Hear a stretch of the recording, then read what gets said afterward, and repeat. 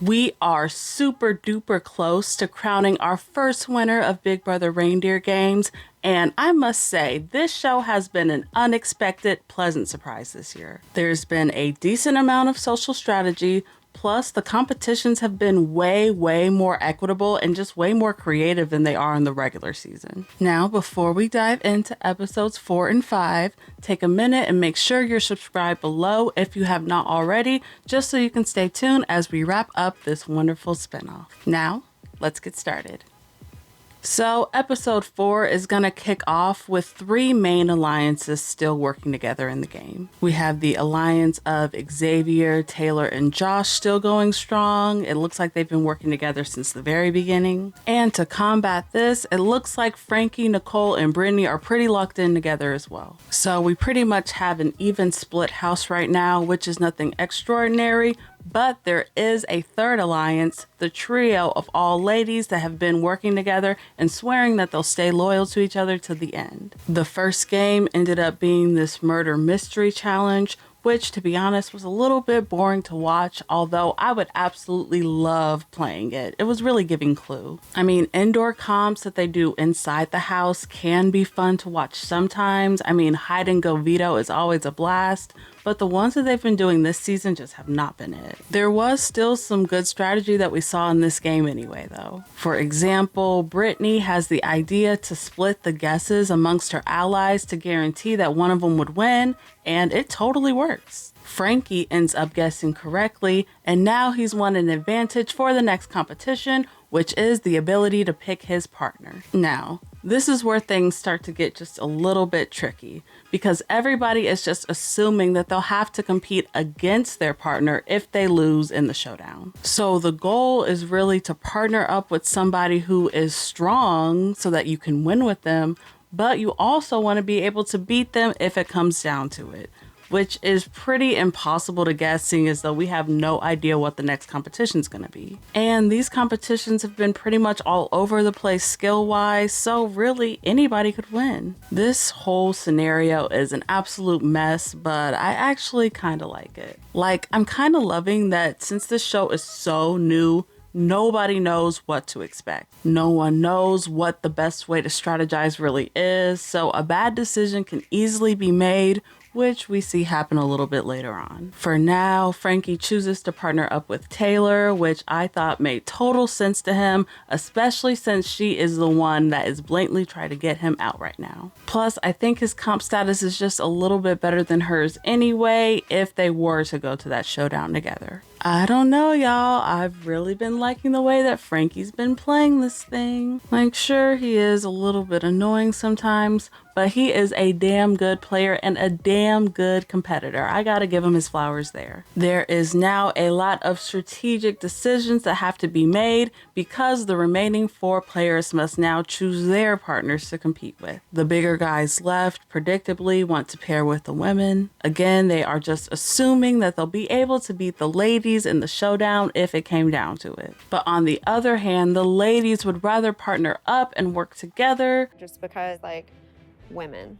You know what I mean? Only problem is that means they would have to compete against the men right now. Again, it's just impossible to know what the best strategy is here if you have no idea what the rules of the next game are even going to be. I'm sure that's really frustrating for them as players, but as an audience member, I'm kind of appreciating the freshness and the drama that this is bringing. Eventually, the men are able to convince the ladies to pair with them under the guise of a balanced game, and with that, they all move on to the next competition, which ends up being this Tetris puzzle style comp. As we see, Frankie and Taylor absolutely dominate this challenge, and now they are going to have a very important decision to make. This is where things really start to get spicy. You see, Frankie and Taylor are actually going to be the sole ones choosing who is going to compete against each other in this final showdown. And this news hits everybody hard because they realize that all of that strategizing and planning with the picking of partners was kind of for nothing. Even Frankie's decision to partner up with Taylor in the first place is what ended up saving his enemy. I mean, this whole thing is kind of a strategic mess right now, but again, I appreciate it. Right off the bat, Frankie decides that he wants Josh to compete. He He wants both of those guys to go up against each other so that one of them is for sure guaranteed to leave. I think Frankie wants to be the last man standing, and he is not afraid to admit that, okay? So I'll be sending Josh. Taylor will be sending Xavier. Looks like it's going to be an all-male Santa's showdown tonight. This decision is going to be a lot harder for Taylor, though. She's going to have to choose between Nicole and Xavier, which really sucks because she's been working with both of them since the beginning. She goes to have her one-on-one with Nicole, who is still swearing up and down that she wants to work with the ladies. Since we first stepped foot in here, we've just been trying to lift each other up. Women go through so much. And I just feel like we don't get enough credit for things that we can do. It's a really tough dilemma, but I think saving Nicole may actually be the better choice for Taylor. It keeps her relationship with the other ladies strong, and even though Xavier or Josh, whichever one comes back, they're gonna be upset, but at the same time, where else are they gonna go? But in the end, Taylor chooses to save Xavier, who actually had a pretty decent pitch about how he could help her get to the end. If you're viewing Frankie as a potential target at some point, keep me safe. God, get rid of Frankie. Keep me around. I know. Let me help you. Props to X for having the social ability to talk himself off the block here. I thought it was pretty good work. Nicole is upset and probably a little blindsided as she heads into the showdown against Josh. But this showdown is actually more of an endurance competition, which usually favors the smaller, less muscular frames anyway. They both held on for as long as they could and actually fell off at damn near the same time. But as we see, Josh hit the ground just a second later, which ended up sealing his fate. So with Josh now out of the picture, only 5 players remain. And even though Taylor kind of burnt Nicole in the past, the ladies are all still swearing up and down to stay loyal to each other in order for them to all make it to the end. In a normal season, I could definitely see Taylor facing a little bit more backlash than what she actually gets. But again, this season is so short and it's mainly competition based anyway, so the way alliances are working are just totally different than in a regular season. The remaining players now head off into the next Naughty or Nice comp, which happened super duper quick. I mean, I blinked my eyes and Nicole had already won. Her advantage is to choose one person to sit out of this next competition, making it that much more harder for them to actually make it to the Reindeer Games. She makes the obvious move and chooses to bench Xavier since he is a big comp threat who she's not even working with anyway. I definitely thought this was the right decision for Nicole to make, even though Taylor did just burn her a little bit. Again, since this game is so much more competition based, it just makes sense to try to get out the biggest comp threats. The remaining players now head off to the next competition, and I was super duper excited to see that it was the cocktail guessing competition from Celebrity Big Brother. Y'all, this is honestly one of my favorite competitions on Big Brother, period. I just love how completely different it is from any other comp on the show, and I love how it tests just one specific skill: taste. They did this comp once for Celebrity, and honestly, I never thought that we'd see it again, so I was so happy to see it here, and I'm really hoping that they start to do more stuff like this in the regular season too. Taylor ends up absolutely crushing this competition, and she'll now be heading straight to the Reindeer Games on finale night. On top of that, she now gets to choose one person to bring to finale with her. Again, Taylor is put in a pretty tough spot as she now has to choose between Nicole and Xavier once again. Last time she saved Xavier,